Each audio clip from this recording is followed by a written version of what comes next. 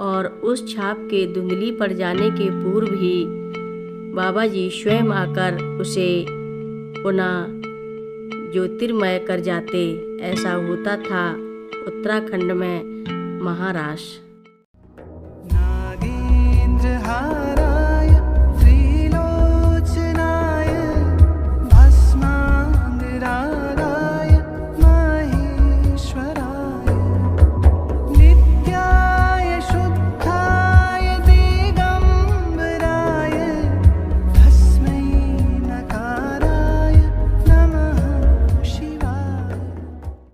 रक्षा सूत्र चैनल पर सभी भक्तों का स्वागत है।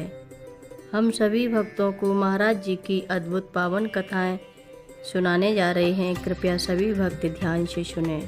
महाराज जी को भी इतने बड़े समूह में एक साथ अनंतर से सरल उदार भक्तिभाव से ओतप्रोत श्रद्धा निष्ठा वाले धार्मिक भक्तिगण मिल गए।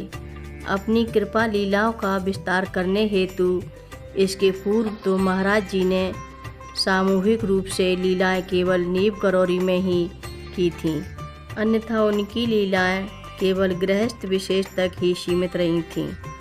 सामूहिक रूप से लीलाओं का सूत्रपात नैनीताल से ही हुआ। जब भी किसी भक्त द्वारा बाबा जी महाराज को भोग प्रसाद के लिए निमंत्रित किया जाता था तो बाबा जी के पीछे भक्तों का समूह भी चल पड़ता। तब उस भक्त के घर भंडारा होने लगता और बाबा जी का चमत्कार भी न्यून मात्रा में बना भोग पूरे भक्त समूह के लिए आवश्यकता से भी अधिक पर्याप्त हो जाता। इसी प्रकार के भंडारे दिन में कई घरों में संपन्न हो जाते और बाबा जी एक दिन में कितने भंडारों में प्रसाद ग्रहण करते, यह तो कल्पना के बाहर की बात होती। हर घर में यही समझा जाता कि बाबा जी हमारे घर का प्रसाद बड़े स्वाद से ग्रहण कर रहे हैं। ऐसे भंडारों का कोई समय निश्चित नहीं था कि दोपहर को हो रहे हैं या अर्धरात्रि में।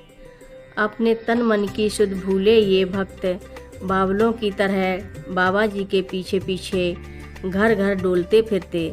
घर घर कीर्तन भजन भंडारों की धूम मच जाती। घर द्वार नौकरी पेशा व्यापार सब कुछ भूले हुए भक्तगण इस नैसर्गिक आह्लाद में खोए रहते। किसी को भाव समाधि लग जाती तो कोई जड़ समाधि में डूब जाता, कोई भावावेश में नृत्य करने लगता तो कोई बेहोश हो जाता, कोई मूक हो अश्रुपात करने लगता तो कोई हतप्रभ बना बैठा रहता। बाबा जी महाराज की दिव्य उपस्थिति का प्रभाव विचित्र ही होता। तन की शुद्ध नहीं, मन में चेतना नहीं, वस्त्रों परिधानों की अस्त व्यस्तता का बोध नहीं। अधिकतर लोग पागल और बाकी चकित मूक। महाराज की सी अवस्था, वही आनंद, वही भाव, सामना रंग, स्थूल काया, अधगंजा सिर, कुछ कुछ दंत विहीन मुख, दाढ़ी बड़ी, ऊपर घुटनों तक सिकुड़ी धोती और कंबल से ढके बाबा जी महाराज के श्याम सुंदर की सी तरह सम्मोहन डाले रहते सब पर।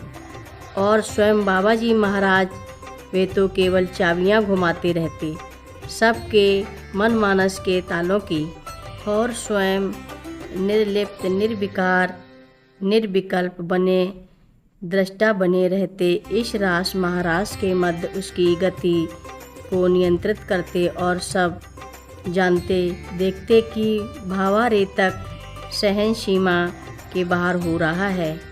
कुछ भक्तों के लिए तो शीघ्र ही चाबी दूसरे ओर घुमा देते और पुनः साधारण स्थिति आ जाती समूह में। परंतु साथ ही कभी भक्त विशेष के अंतर के विशुद्ध भावों की टक्कर पाकर उसके साधारण से लगने वाले भजनों अथवा उसके द्वारा पढ़ी रामायण की मार्मिक चौपाइयाँ सुनकर प्रभु स्वयं भी विकल विहल्व हो जाते। अविरल अश्रुपात होने लगता नेत्रों से, सिसकियाँ बंध जाती, कंठ रुक जाता, सारा शरीर एक अलौकिक भाव मुद्रा में परिलक्षित होने लगता और उसी के साथ प्रतिक्रिया स्वरूप भक्त समुदाय में भी स्पंदन होने लगता। भावों में अतिरेक आने लगता, कुछ अचेत, कुछ अर्धचेतना में और कुछ सचेत लोग केवल अवाक होकर देखते रह जाते। यह सब और जब स्वयं के लिए भी असहनीय हो जाती यह दशा तो प्रभु चिल्ला उठते, बंद करो, बंद करो, और स्वयं या तो उठकर किसी अन्य कमरे में जाकर बंद हो जाते या फिर वहीं कम्बल से अपना मुंह ढक लेते। तब भी देर तक हिचकियाँ बंधी रहती, परंतु जो कुछ भी घटित होता वह बाबा जी की अपनी अलौकिकता की देन थी। जो व्यक्ति बाबा जी की तरफ विशेष रूप से आकर्षित होता वह भी मूक बना अविचल निहारता रह जाता। बाबा जी के मुखमंडल को और उनकी लीलाओं को अन्य के अंतर में तो एक अवर्णनीय आनंद की अनुभूति, उल्लास व आह्लाद की लहर उठती रहती। इस प्रकार प्रभु के हर नए आगमन पर भक्तों की संख्या, दर्शनार्थियों की भीड़ बढ़ती जाती। पधारने पर विलंब आकुलता का कारण बन जाता। प्रभु का दर्शन उनका हास परिहास, व्यंग्यात्मक उक्तियाँ, लीला, वैचित्र, मधुर मनोहारी मुस्कान, कृत्रिम क्रोध की मुद्राएं, परम प्रेमपूर्ण दृष्टि, ललित चितवन, वात्सल्य, अपनत्व तथा इन सब में अंतर्निहित आध्यात्मिक परिपूर्णता की प्राप्ति सभी को सम्मोहित कर देती। प्रभु के सम्मुख आते ही संसार लोप हो जाता। मन की पीड़ा, भौतिक ताप, भव सागर के कष्ट सभी तिरोहित हो जाते। मस्तिष्क अपना काम करना बंद कर देता। मन मानस की सारी शक्ति प्रभु में समा जाती।